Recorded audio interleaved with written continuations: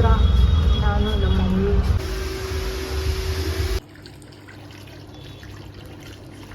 ಇವಾಗ ಡಿ-ಟ್ಯಾನ್ ಹಾಕ್ಬಿಟ್ಟು ಹೋಗಿದ್ದಾರೆ. ರಿಲ್ಯಾಕ್ಸೇಷನ್ ಫೀಲ್ ಆಗ್ತಿದೆ ಗೊತ್ತಾ ಗೈಸ್. ನಾನು ಯಾವತ್ತೂ ಇದನ್ನು ಮಾಡಿಸಿಲ್ಲ. ಆ್ಯಂಡ್ ಗೈಸ್ ನನ್ನ ತಂಗಿ outfit guys. Welcome back to Nammiraj YouTube channel. Hope ಎಲ್ಲರೂ ಚೆನ್ನಾಗಿದ್ದೀರಾ ಅಂತ ಅನ್ಕೊತೀನಿ. ಇವಾಗ ನಾನು ಸಲೂನ್ಗೆ ಹೋಗಬೇಕು. ಸಲೂನ್ಗೆ ಹೋಗಿ ಅಲ್ಲಿ ಇನ್ನೂ ಸ್ವಲ್ಪ ಸರ್ವಿಸಸ್ ಇದೆ, ಅದೆಲ್ಲ ಮಾಡಿಸ್ಕೊಂಡು ಬರಬೇಕು. ನಾನು ನಮ್ಮಮ್ಮ ಇಬ್ಬರು ಹೋಗ್ತಾ ಇದ್ದೀವಿ. ಈಗ ನನ್ನ ತಂಗಿ ಕೂಡ ಕಾರ್ಡ್ ಡಿಸ್ಟ್ರಿಬ್ಯೂಷನ್ಗೆ ಹೋಗ್ತಾ ಇದ್ದಾಳೆ, ಅವಳ ಫ್ರೆಂಡ್ಸ್ಗೆಲ್ಲ ಕಾರ್ಡ್ಸ್ ಕೊಡೋದಕ್ಕೆ. ಇಲ್ಲೇ ಇದ್ದಾಳೆ, ಬನ್ನಿ. ಎಲ್ಲಿಗೆ ಹೋಗ್ತಿದ್ಯಮ್ಮ? ಎಲ್ಲಿಗೆ ಹೋಗ್ತಿದ್ಯಾ? ಇವಾಗ ತಾನೇ ಹೇಳಿದೆ ಕಾರ್ಡ್ ಡಿಸ್ಟ್ರಿಬ್ಯೂಷನ್ ಅಂತ, ಅದಕ್ಕೆ ಹೋಗ್ತಾ ಇರೋದು. ಯಾರ ಮನೆಗೆ? ಎಲ್ಲಿ? ಫ್ರೆಂಡ್ಸ್ ಮನೆಗೆ. ಫ್ರೆಂಡ್ಸ್ ಮನೆಗೆ ಹೋಗ್ತಿದ್ಯಾ? ಎಸ್. ಓಕೆ, ಹೋಗಿ ಬರೋದು ಅಂದರೆ ಥಮ್ಸಪ್ ತೋರಿಸ್ತಾ ಇದೆಯಾ? ಲೇಟ್ ಆಗುತ್ತಾ? ಓಕೆ, ಇವಾಗ ನಾನು ನಮ್ಮಮ್ಮ ಇಬ್ಬರು ಹೋಗ್ತಾ ಇದ್ದೀವಿ. ನಮ್ಮಮ್ಮಿ ಏನು ಮಾಡ್ತಾ ಇದ್ದಾರೆ ಬನ್ನಿ ತೋರಿಸ್ತೀನಿ. ಹಾಯ್. ಏಯ್ ಏನು ಟಿಫನ್? ಬಾಯ್ ಮಾಡಿ. ಹಲೋ. ಇಲ್ಲಿ ಇವರೊಬ್ರು ವಾಕಿಂಗ್ ಮುಗಿಸ್ಕೊಂಡು ಇವಾಗ ಬಂದಿದ್ದಾರೆ. ಏನ್ರಿ ಅದು? ಪುದೀನ ಸೊಪ್ಪು. ಇವಾಗ ನಾವು ನಲ್ಲಿಕಾಯಿ ಜ್ಯೂಸ್ ಮತ್ತೆ ಏನು ಜ್ಯೂಸ್ ಮಾಡ್ತಿದ್ದೀವ? ಅಷ್ಟೇನಾ? ಇವತ್ತು ನಲ್ಲಿಕಾಯಿ ಜ್ಯೂಸ್ ಅಷ್ಟೇ. ನಾವು ವರ್ಕೌಟ್ ಮಾಡ್ತಾ ಇದ್ದೀವಲ್ಲ, ಸ್ವಲ್ಪ ಮನೆಯಲ್ಲಿ ರೆಸಿಪಿ ಎಲ್ಲ ಚೆನ್ನಾಗಿ ಮಾಡಿಕೊಡ್ತಾರೆ. ಬೆಳಗ್ಗೆನೆ ಜ್ಯೂಸ್ ಮತ್ತೆ ಅಲೋವೆರಾ ತಿಂತೀವಿ ಬೆಳಿಗ್ಗೆ, ಮೆಂತ್ಯ ಮತ್ತೆ ನೆಲ್ಲಿಕಾಯಿ ಜ್ಯೂಸ್. ಇವಾಗ ನೆಲ್ಲಿಕಾಯಿ ಜ್ಯೂಸ್. ಓಕೆ. ನನ್ನ ಮದುವೆ ಇನ್ನೇನು ಒಂದು ವಾರ ಇದೆ ಅಂದಾಗ ಇವ್ರು ಇವಾಗ ಈ ಥರ ರೆಡಿ ಆಗ್ತಾ ಇದ್ದಾರೆ ಗೈಸ್. ಏನಂದರೆ ಅವರು ತುಂಬ ದಿನದಿಂದ ವಾಕಿಂಗ್ ಹೋಗಬೇಕು, ಹೊಟ್ಟೆ ಕರಗಿಸ್ಬೇಕು, ಜಿಮ್ಗೆ ಹೋಗಬೇಕು ಅಂತ ಸುಮಾರು 4-5 ತಿಂಗಳಿಂದ ಹೇಳ್ತಾನೆ ಇದ್ರು. ನೋಡಿದ್ರೆ ಇವಾಗ ಇನ್ನೇನು 1 ವೀಕ್ ಹತ್ತತ್ರ, ಇನ್ನೊಂದು 10 ಡೇಸ್ ಇದೆ ಮದುವೆಗೆ. ಇವಾಗ ರೆಡಿ ಆಗ್ತಾ ಇದ್ದಾರೆ. ಆ ಜ್ಯೂಸ್ ಕುಡಿಬೇಕು, ಈ ಜ್ಯೂಸ್ ಕುಡಿಬೇಕು, ಸ್ವಲ್ಪ ನಾನು ಚೆನ್ನಾಗಿ ಕಾಣಿಸ್ಬೇಕು ಮದುವೆಯಲ್ಲಿ ಅಂತ ಅವ್ರು ಇವಾಗ ರೆಡಿ ಆಗ್ತಾ ಇದ್ದಾರೆ ಅಷ್ಟೇ ಗೈಸ್. ಇವಾಗ ನಾವು ಸಲೂನ್ಗೆ ಹೋಗ್ಬಿಟ್ಟು ಅಲ್ಲಿ ಹೋಗ್ಬಿಟ್ಟು ನಾನು ವೀಡಿಯೋನ ಕ್ಯಾಪ್ಚರ್ ಮಾಡ್ತೀನಿ. ಅಲ್ಲಿ ಹೋಗ್ಬಿಟ್ಟು ಸಿಗ್ತೀನಿ. ಬಂದ್ರಿ ಸ್ಪಿನ್ ಹತ್ರ ನಾನು ನಮ್ಮ ಮಮ್ಮಿ.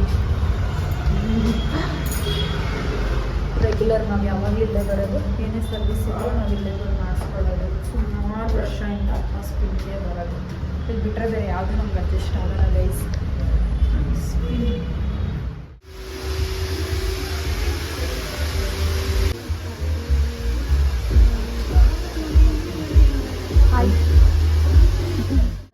ಇವಾಗ ವ್ಯಾಕ್ಸಿಂಗ್ ಮಾಡಿಸ್ಬೇಕು. ನೋಡಿ ಎಲ್ಲ ರೆಡಿಯಾಗಿದೆ. ವ್ಯಾಕ್ಸಿಂಗ್ ಮಾಡಿಸ್ಕೊಂಡು ನೆಕ್ಸ್ಟ್ ಸರ್ವಿಸಿಗೆ ಏನು ಅಂತ ನೋಡಿಬಿಟ್ಟು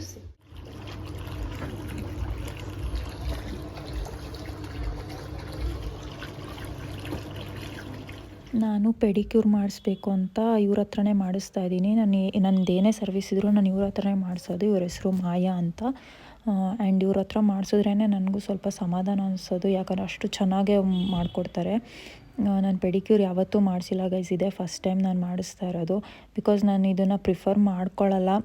ಬಿಕಾಸ್ ಅದು ಡೆಡ್ ಸ್ಕಿನ್ ಏನೇ ಇದ್ರೂ ಅದು ಮತ್ತೆ ಅದೇ ಥರ ಕ್ರ್ಯಾಕ್ಸ್ ಆಗೋದಾಗಿರಲಿ, ಸ್ಕಿನ್ನು ಮತ್ತೆ ಹೊಡೆಯೋದು ಆ ಥರ ಎಲ್ಲ ಆಗ್ತಾ ಇರುತ್ತೆ. ಹಾಗಾಗಿ ನಾನು ಪೆಡಿಕ್ಯೂರ್ ಅಷ್ಟು ಇದು ಮಾಡಲ್ಲ. ಇದೇ ಫಸ್ಟ್ ಟೈಮ್ ನಾನು ಮಾಡಿಸ್ತಾ ಇರೋದು. ಯಾವಾಗಲೂ ಮಾಡಿಸಲ್ಲ, ಇದು ಫಸ್ಟ್ ಟೈಮ್ ನಾನು ಪೆಡಿಕ್ಯೂರ್ ಮಾಡಿಸ್ತಾ ಇರೋದು. ಬಿಕಾಸ್ ಮದುವೆ ಅನ್ನೋದಕ್ಕೋಸ್ಕರ ನಾನು ಮಾಡಿಸ್ತಾ ಇದ್ದೀನಿ. ಇದು ಆವಾಗವಾಗ ಮಾಡಿಸ್ತಾ ಇದ್ದರೆ ಅದು ಕೆಳಗಡೆ ಪಾದ ಇದೆಯಲ್ವ, ಅಲ್ಲಿ ಡ್ರೈ ಸ್ಕಿನ್ ಆವಾಗವಾಗ ಬರ್ತಾನೆ ಇರುತ್ತೆ. ಸೊ ಅದು ಮತ್ತೆ ಮಾಡಿಸೋದು ಅಷ್ಟು ಚೆನ್ನಾಗಿರಲ್ಲ ಅಂತ ನನಗೂ ಅನಿಸುತ್ತೆ. ಈಗ ಎಷ್ಟೊಂದು ಜನ ರೆಗ್ಯುಲರಾಗಿ ಮಾಡಿಸ್ತಾ ಇರ್ತಾರೆ, ನಮ್ಮಮ್ಮನೂ ಮಾಡಿಸ್ತಾ ಇರ್ತಾರೆ ರೆಗ್ಯುಲರಾಗಿ. ನಮ್ಮ ಮಮ್ಮಿ ನನಗೇನು ಸಜೆಷನ್ ಕೊಟ್ಟಿದ್ದಂದರೆ, ಇದು ಜಾಸ್ತಿ ಮಾಡಿಸಿದಷ್ಟು ಅದು ಡ್ರೈ ಸ್ಕಿನ್ ಬರ್ತಾನೆ ಇರುತ್ತೆ ಅಂತ ಹೇಳ್ತಾಯಿದ್ರು. ನಾನು ಮದುವೆಗೋಸ್ಕರ ಮಾಡಿಸ್ತಾ ಇದ್ದೀನಿ ಫಸ್ಟ್ ಟೈಮು. ನೋಡೋಣ ರಿಸಲ್ಟ್ ಹೇಗಿರುತ್ತೆ ಅಂತ.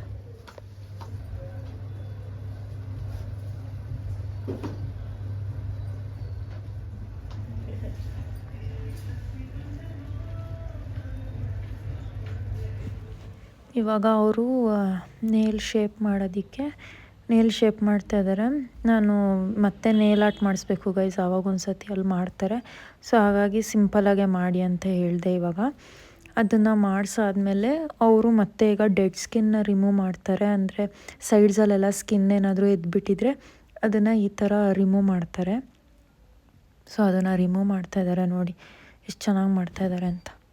ನನಗೆ ಕಾಫಿ ತಂದು ಕೊಟ್ಟರು. ಪಾಪ ಕೇಳಿದ್ರು ಕಾಫಿ ಕುಡಿತೀರಾ, ಟೀ ಕುಡಿತೀರಾ ಅಂತ. ನಾನು ಕಾಫಿ ಕುಡಿತೀನಿ ಅಂದೆ, ಬಿಕಾಸ್ ನಂಗೆ ಕಾಫಿ ತುಂಬ ಇಷ್ಟ. ಮತ್ತು ಈ ಕಡೆ ಇನ್ನೊಂದು ಲೆಗ್ಗಲ್ಲೂ ಅದೇ ಥರ ಮಾಡ್ತಾಯಿದ್ದಾರೆ.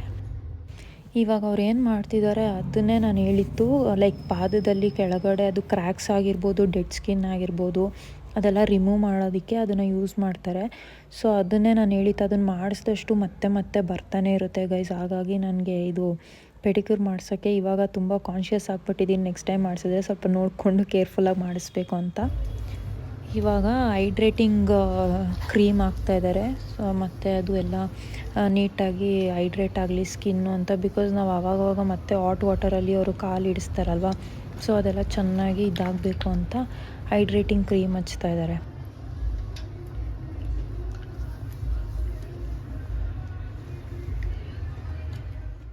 ಇವಾಗ ಸ್ಕ್ರಬ್ ಅಪ್ಲೈ ಮಾಡ್ತಾ ಇದ್ದಾರೆ ಗೈಸ್. ನಾನು ಆವಾಗ ತಾನೇ ಫುಲ್ಲಾಗಿ ವ್ಯಾಕ್ಸಿಂಗ್ ಮಾಡಿಸಿದ್ದೆ, ತುಂಬ ಉರಿತಾ ಇತ್ತು.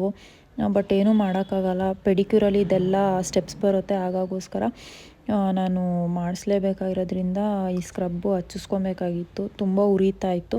ಈ ಸ್ಕ್ರಬ್ಬು ಕೂಡ ಅದೇ ಗೈಸ್, ಇನ್ನರ್ ಗ್ರೋತ್ ಹೇರ್ಸ್ ಏನಾದರೂ ಇದ್ದರೆ ಅದು ಕೂಡ ಅವಾಯ್ಡ್ ಆಗುತ್ತೆ ಅಂದ್ಬಿಟ್ಟು ಅವರು ಸ್ಕ್ರಬ್ ಹಚ್ತಾ ಇದ್ದಾರೆ. ಮತ್ತು ಫೀಟಲ್ಲೆಲ್ಲ ಟ್ಯಾನ್ ಥರ ಆಗಿದ್ರೆ ಅದೆಲ್ಲ ರಿಮೂವ್ ಮಾಡುತ್ತೆ ಅಂದ್ಬಿಟ್ಟು ಅವರೇನೋ ಹೇಳ್ತಾಯಿದ್ರು, ನಗ್ತಾಯಿದ್ರು. ಹಾಗಾಗಿ ಅವ್ರನ್ನ ನೋಡಿಕೊಂಡು ನಾನು ನಗ್ತಾಯಿದ್ದೆ.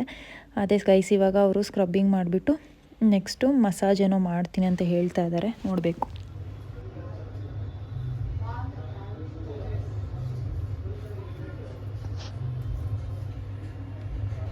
ಇದು ಡಿ ಟ್ಯಾನ್ ಕ್ರೀಮ್ ಅಂತೆ. ಇದು ಡಿ ಟ್ಯಾನ್ ಯಾಕಂದರೆ ಟ್ಯಾನ್ ಏನೋ ಆಗಿದ್ರೆ ಅದು ರಿಮೂವ್ ಮಾಡುತ್ತೆ ಅಂದ್ಬಿಟ್ಟು ಈಗ ಕ್ರೀಮ್ ಅಪ್ಲೈ ಮಾಡ್ತಾ ಇದ್ದಾರೆ.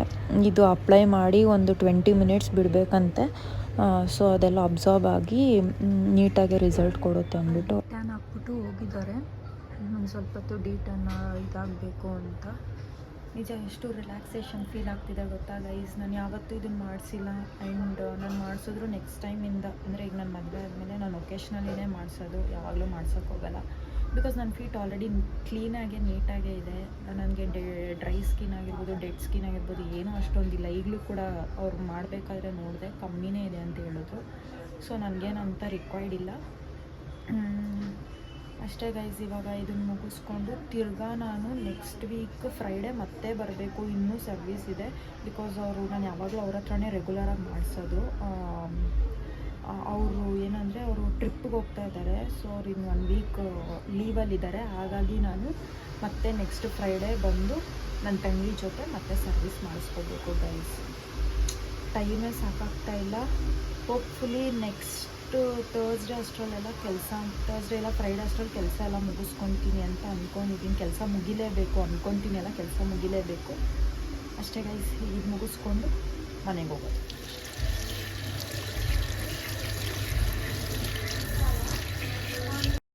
ನನಗೆ ಯಾಕಿದು ಪೆಡಿಕ್ಯೂರ್ ಮಾಡಿಸ್ಕೊಳ್ಳೋಕೆ ಬೇಜಾರು ಅಂದರೆ ನೋಡಿ, ಇವಾಗ ಅವ್ರು ನನಗೆ ಕಾಲೆಲ್ಲ ವಾಶ್ ಮಾಡ್ತಾ ಇದ್ದಾರೆ, ಆಲ್ರೆಡಿ ಅದು ರಿಮೂವ್ ಮಾಡ್ತಾ ಇದ್ದಾರೆ ಡಿ ಟ್ಯಾನ್ನ. ನನಗೇನು ಬೇಜಾರು ಅಂದರೆ ಗೈಸ್, ಪಾಪ ಅವ್ರ ಕೈಯಲ್ಲಿ ನಮ್ಮ ಕಾಲೆಲ್ಲ ಮುಟ್ಟಿಸ್ಕೊಬೇಕಲ್ಲ, ಅದೇ ನನಗೆ ಬೇಜಾರು. ಈ ಒಂದು ಪ್ರೋಸೆಸ್ ನನಗೆ ಅದಕ್ಕೆ ತುಂಬ ಹಿಂಸೆ ಅನಿಸೋದು. ಅದಕ್ಕೋಸ್ಕರ ನನಗೆ ಪೆಡಿಕ್ಯೂರ್ ಅಷ್ಟು ಕಂಫರ್ಟಬಲ್ ಅನಿಸಲ್ಲ. ಇವಾಗ ಮಸಾಜಿಂಗ್ ಕ್ರೀಮ್ ಹಚ್ತಾ ಇದ್ದಾರೆ ರಿಲ್ಯಾಕ್ಸೇಷನ್ಗೆ, ಅಂದರೆ ಕಾಲು ಅದೆಲ್ಲ ಸೂದಿಂಗ್ ಆಗಿರುತ್ತಲ್ವ, ಅದಕ್ಕೋಸ್ಕರ ಮಸಾಜ್ ಕ್ರೀಮ್ ಅಪ್ಲೈ ಮಾಡ್ತಾ ಇದ್ದಾರೆ. ಅದು ಆ್ಯಕ್ಚುಲಿ ಹೇಳ್ಬೇಕಂದ್ರೆ ಫೂಟ್ ಮಸಾಜ್ ತುಂಬ ಒಳ್ಳೆಯದು. ಬಿಕಾಸ್ ಅದು ಕೆಳಗಡೆ ಅವರು ಪ್ರೆಸ್ ಮಾಡ್ತಾಯಿದ್ರೆ ಅದು ಏನೋ ಒಂಥರ ತುಂಬ ರಿಲ್ಯಾಕ್ಸ್ ಅನಿಸುತ್ತೆ.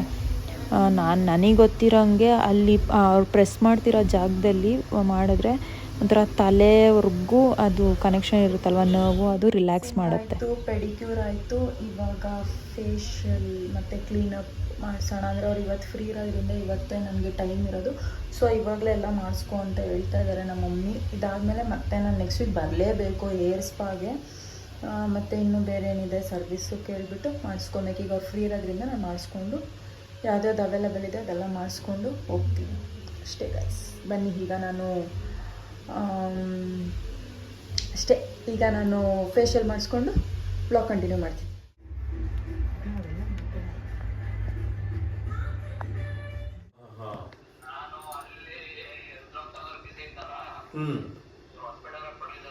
ಹುಷಾರಿಲ್ವಾ ಅವನಿಗೆ?